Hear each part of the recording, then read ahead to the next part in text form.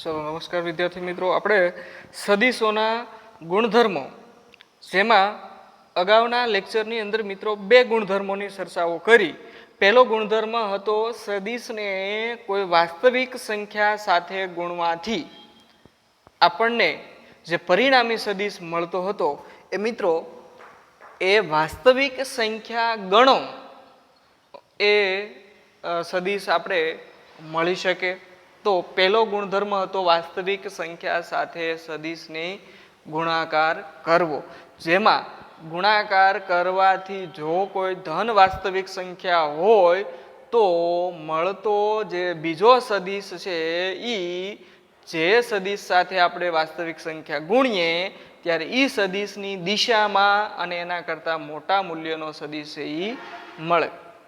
અને જો ઋણ વાસ્તવિક સંખ્યા હોય તો એની વિરુદ્ધ દિશાનો સદીશ અને પ્રથમ સદીશ કરતાં જેની સાથે આપણે ગુણ્ય હોય કે વાસ્તવિક સંખ્યા એના કરતાં મોટો વિરુદ્ધ દિશાનો સદીશ મળે. એવી આપણે ચર્ચાઓ કરી. ત્યારબાદ મિત્રો આપણે સદીશોના સરવાળા માટે ત્રિકોણની રીત અથવા તો એને આપણે શીર્ષ અને પૂછની રીત પણ કહેતા હતા કે એક સદીશના શીર્ષ ઉપર બીજા સદીશનું પૂછ મૂકવાથી આવા સદીશોના સરવાળા કરી શકાય. એટલે જ્યારે બે કે બેથી વધારે, પણ અહીંયા ત્રિકોણ માટે બે સદીશોનો ઉપયોગ થાય છે અને એના આધારે આપણે એ સરવાળા કર્યા. ઓકે, બે કરતાં વધારે સદીશો માટે પણ હું આજે તમને કહીશ છેલ્લે કે કેવી રીતે સરવાળાઓ કરવા.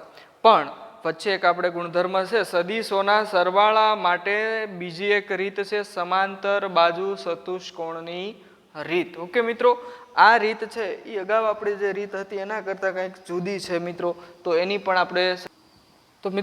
આપણે સમાંતર બાજુ ચતુષ્કોણની રીતથી જોઈએ કે અહીંયા આકૃતિમાં બે સદીશો મેં દર્શાવ્યા છે, એક સદીશ એ અને એક સદીશ બી, જે અહીંયા સમતલમાં દર્શાવેલા છે. ઓકે, હવે આ બંને સદીશોને આપણે સમાંતર બાજુ ચતુષ્કોણની રીતથી સરવાળો કરવો છે. તો કેવી રીતે આપણે સરવાળો કરીએ એના એક એક મુદ્દાઓને આપણે ધ્યાનપૂર્વક જોતા જઈએ કે આકૃતિમાં. ઓકે, આ પહેલી આકૃતિ છે. આકૃતિ એમાં સદીશ એ તથા સદીશ બી ને સમતલમાં દર્શાવ્યા છે. ઓકે, તેમનો આપણે સમાંતર બાજુ ચતુષ્કોણથી સરવાળો કરવો છે. આ બે સદીશનો સમાંતર બાજુ ચતુષ્કોણ ની રીતથી સરવાળો કરવો છે. તો સૌ પ્રથમ મિત્રો આપણે કોઈ એક નિશ્ચિત બિંદુ પસંદ કરવાનું છે. આ માટે સૌ પ્રથમ કોઈ એક નિશ્ચિત બિંદુ ઓ ધ્યાનમાં લેતા. ઓકે, કોઈ એક નિશ્ચિત બિંદુ આપણે અહીંયા એક ધ્યાનમાં લઈશું મિત્રો. હું એ બિંદુ તરીકે અહીંયા લઉં છું એક ઓ બિંદુ. ઓકે, આ ઓ બિંદુ આપણે લીધું, જે એક નિશ્ચિત બિંદુ જેના સ્થાનમાં કે કોઈ વિરુદ્ધ થશે નહીં. તો આવું સ્થાનમાં ફેરફાર ન થાય એવું એક બિંદુ એટલે નિશ્ચિત બિંદુ આપણે ઓ પસંદ કર્યું. હવે નિશ્ચિત બિંદુ ઓ પરથી સદીશ એ તથા સદીશ બી ને કે ના પૂછ રહે તેમ સદીશ એ અને બી ની દિશાના તથા તેના મૂલ્ય જેટલા લંબાઈના સદીશો દોરતા. આનો વાક્યનો મિનિંગ આખો સમજો કે નિશ્ચિત બિંદુ હોય એના ઉપરથી એ અને બીના પૂંછ એટલે સદીશ એનું પણ પૂંછ અહીંયા હોય, સદીશ બીનું પણ પૂંછ અહીંયા હોય, એવી રીતે તથા એની દિશા સદીશ એની દિશા જે દિશામાં હોય એ જ દિશામાં અને સદીશ બીની દિશા હોય એ જ દિશામાં દોરવાનું. તો આપણે અહીંયા જુઓ મિત્રો કે હું સૌપ્રથમ સદીશ એને એની દિશામાં અને એના મૂલ્ય જેટલા જ મૂલ્યનો સદીશ દોરું છું. આ સદીશ થયો ઓકે સદીશ એ. આને નામ આપીએ આપણે ઓપી બિંદુ એટલે ઓપી સદીશ દોર્યો. ઓકે એટલે આમ લખાય કે તેથી સદીશ ઓપી બરાબર સદીશ એ. હવે મિત્રો આપણે નિશ્ચિત બિંદુ ઓ પરથી જ સદીશ બીની દિશાનો એક બીજો સદીશ દોરવાનો છે. આ જે સદીશ છે એ આપણે ક્યાંથી દોર્યો તો કે બી અહીંયા ઓ ઉપરથી જ અને એની દિશામાં જ દોરવાનો. પાછો ખાસ યાદ રાખજો મિત્રો આ સદીશ બી છે જેને આપણે ક્યુ બિંદુ કહીએ. તો ઓ ક્યુ અને ઓ ક્યુ સદીશ બરાબર સદીશ બી મળે. હવે આપણે સદીશ એ ને સદીશ બીના શીર્ષ અહીંયા આપ જોઈ શકો છો કે સદીશ એનું પૂંછ ઓ ઉપર છે તથા સદીશ બીનું પૂંછ પણ ઓ ઉપર છે અને અહીંયા સદીશ બી જે દિશામાં છે એ જ દિશામાં આપણે અહીંયા દોર્યો. સદીશ એ જે દિશામાં છે એ જ દિશામાં અહીંયા દોર્યો. આવી દોરાઈ ગયા. પછી શું કરવાનું તો કે સદીશ એને ક્યાં મૂકવાનો તો કે સદીશ બીના પૂંછ ઉપર એટલે અહીંયા મૂકીએ અને આપણે એક સમાંતર બાજુ ચતુષ્કોણ રચવાનો છે. ઓકે તો સમાંતર બાજુ ચતુષ્કોણ આપણે આવી રીતે રચી શકશું મિત્રો. જોઈએ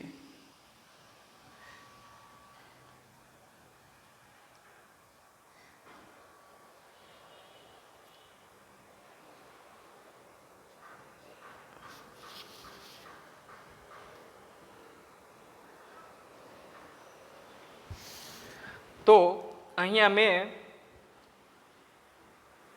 આ સદીશ દોર્યો. આને નામ આપું આર.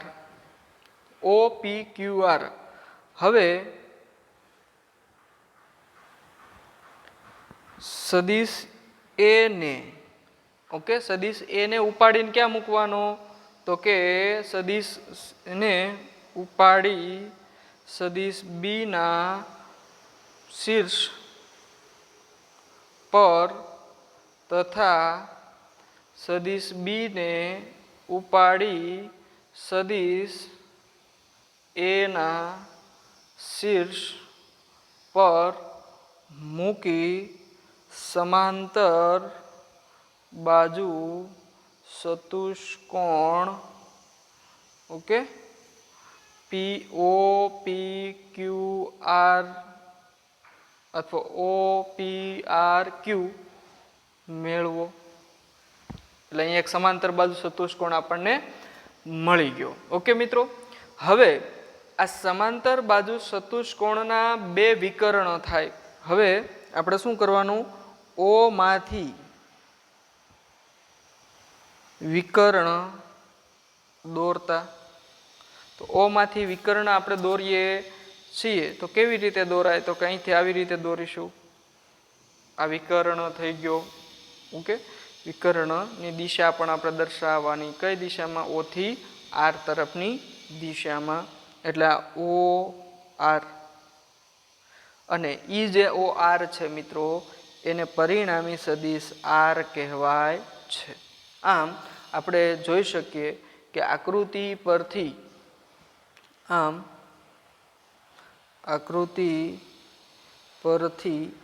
આ સદીશ એ આ સદીશ બી જ હોય. ઓકે એટલે એ અને બી નો સરવાળો કરીએ તો મળે પરિણામી સદીશ આર એટલે કે સદીશ એ વત્તા સદીશ બી. એટલે આપણે લખાય કે OR બરાબર OP ઓકે વત્તા OQ પણ મિત્રો અહીંયા નોંધ એ કરો કે OP અને QR કેવા છે સરખા તથા OQ અને PR કેવા છે સરખા એટલે આપણે અહીંયા OR બરાબર OP ની જગ્યાએ શું લખાય QR અને PR ની જગ્યાએ QR ની OR ની જગ્યાએ OQ ની જગ્યાએ લખાય PR ચાલો હવે આપણે આની અંદર કિંમત મૂકી દઈએ તો OR સદિશ બરાબર OQR બરાબર એટલે આ જે મૂલ્ય કોના જેટલું હોય તો કે સદિશ A જેટલું જ હોય એટલે આને સદિશ A કહેવાય આને સદિશ B કહેવાય PR એટલે તો મિત્રો આપણને આવું મળે અને તેથી OR ને સદિશ R પરિણામી કહીએ તો R બરાબર સદિશ A વત્તા સદિશ B આપણને મળે તો આ જે આપણને મૂલ્ય મળ્યું મિત્રો એ બંને સદિશોના પરિણામી સદિશથી મળ્યું અને એ સમાંતર બાજુ ચતુષ્કોણની રીતથી કહેવાય બીજું કે અહીં પરિણામ જે મળે છે R એનું જે મૂલ્ય છે પરિણામી સદિશ R એનું મૂલ્ય કાં તો A સદિશ ના મૂલ્ય અને B સદિશના મૂલ્ય જેટલું એના સરવાળા જેટલું હોય R નું મૂલ્ય હંમેશા કેટલું હોય A અને B ના મૂલ્યના સરવાળા જેટલું અથવા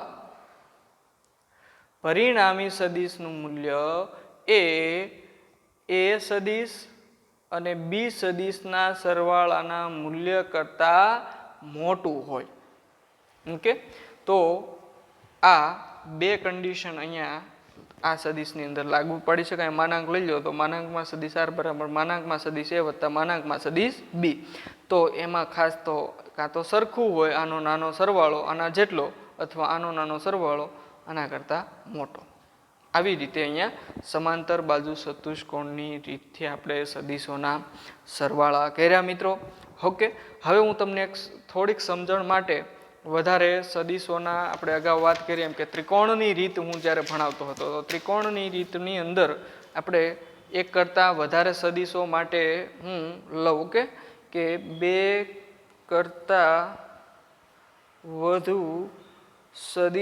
સદિશનો સરવાળો ઓકે જસ્ટ સમજવા માટે અહીંયા હું એ વધુ માહિતી માટે આપું છું હવે તમને સમતલમાં જુદા જુદા સદિશો આપેલા છે માની લો કે એક સદિશ આ દિશામાં છે ઓકે બીજો સદિશ છે એ આ દિશામાં છે ત્રીજો સદિશ છે એ દાખલા તરીકે આ દિશામાં છે ઓકે ચોથો સદિશ છે એ આ દિશામાં છે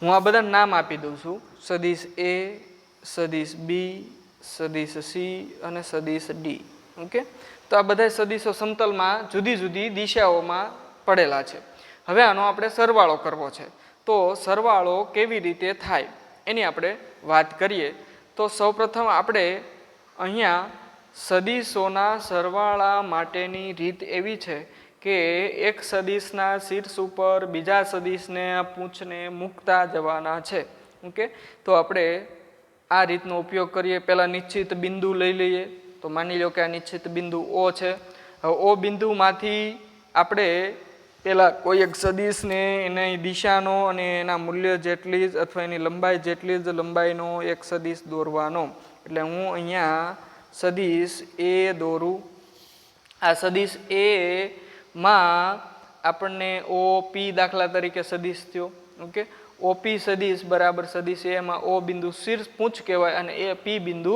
શીર્ષ કહેવાય રેડી સદિશ A નિશ્ચિત બિંદુમાંથી એની દિશામાં દોરાઈ ગયો હવે સદિશ B ને દોરવાનો પણ ક્યાંથી તો કે સદિશ A ના શીર્ષ એટલે આ શીર્ષમાંથી દોરવાનો અને સદિશ B ની દિશામાં દોરવાનો તો સદિશ B આ દિશામાં છે તો એ જ દિશામાં આપણે સદિશ અહીંયા દોરીએ તો આ મિત્રો સદિશ B થયો ઓકે જેની દિશા આમ છે અને એવી રીતે આપણે ક્યુ કહીએ એટલે પી ક્યુ બરાબર સદિશ બી થયો. હવે સદિશ બી નું શીર્ષ કયું કહેવાય? આ કહેવાય. એ શીર્ષ ઉપરથી કોને દોરવાનો? સદિશ સી ને. પણ સદિશ સી ને કઈ દિશામાં દોરવાનો? તો કે સદિશ એ જે દિશામાં હોય. હવે તમને એમ કહું કે એ નો બી નો પરિણામી સદિશ જો દોરવો હોય કેવો હોય તો આ કહેવાય. ઓકે, આ શું થયો? એ પ્લસ બી. તો ત્રિકોણની રીતથી બે સદિશોનો થઈ ગયો. ત્રીજો સદિશ હોય તો ત્રીજો સદિશ સી છે દાખલા તરીકે, તો એને આપણે અહીંયા મૂકવાનો ક્યાંથી? તો કે સદિશ બી ના શીર્ષ ઉપરથી એની લંબાઈ જેટલી જ લંબાઈનો એક સદિશ સી દોરવાનો. આ રીતે આ સદિશ સી. હવે જો આપણે એ પ્લસ બી આ એક સદિશ થયો પરિણામી સદિશ, એનો આનો સરવાળો કરીએ તો આપણને આ પરિણામી સદિશ મળે, તો પણ ત્રિકોણ બની ગયો. ઓકે, હવે મિત્રો ચોથો કોઈ સદિશ હોય તો આ જે સદિશ મળે એ એ વત્તા બી એટલે આ એક સદિશ. ઓકે, અને વત્તા સદિશ સી, તો પરિણામી સદિશ આ મળ્યો. હવે ત્રીજો સદિશ દાખલા તરીકે આ દિશામાં નીચે તરફ છે, તો નીચે તરફની દિશા એટલે દાખલા તરીકે આપણે અહીંયા લેવી હોય તો જો કે આડકતરી રીતે આવી રીતે થાય. ઓકે, પણ હું આવી રીતે થોડોક સાઈડમાં દર્શાવું એટલે તમને ખ્યાલ આવે. માની લો કે આ ત્રીજો સદિશ છે ડી. ઓકે, હવે ડી સદિશ આપણો છેલ્લો સદિશ. 4 સદિશમાંથી આપણે ઓ પી ક્યુ આર એસ, એટલે અહીંયા ઓપી બરાબર સદિશ એ છે, ઓક્યુ પી ક્યુ બરાબર સદિશ બી છે, ક્યુઆર બરાબર સદિશ સી છે અને આરએસ બરાબર સદિશ ડી છે. ઓકે, હવે આપણને ઓ ક્યુ જે મળ્યું છે ઈ એ અને બી નું પરિણામી સદિશ મળ્યો.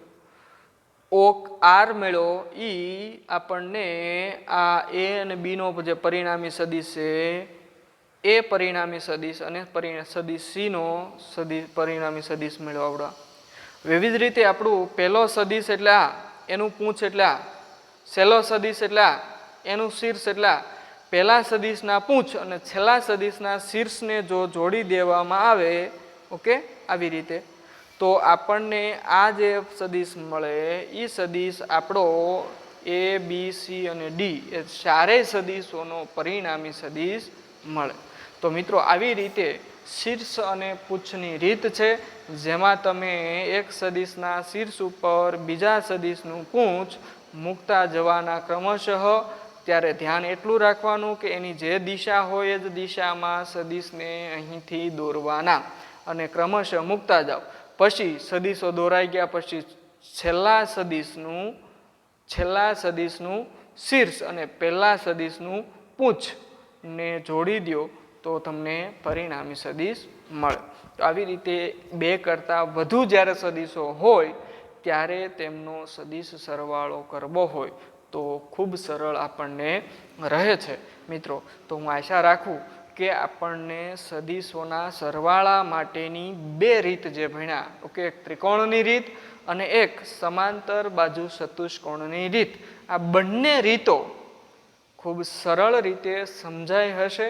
અને એમ છતાં પણ આપણે વધારે એના એક્ઝામ્પલ પણ સમજીશું એટલે તમને વધારે ખ્યાલ આવશે. હું અહીં આકૃતિ સ્વરૂપે પરિકર વડે એંગલ લઈ, ખૂણાઓ લઈ અને એ સદિશોનો પરિણામી સદિશ મેળવતા પણ તમને એકાદ એક્ઝામ્પલ સમજાવીશ એટલે વધારે તમને ખ્યાલ આવશે મિત્રો.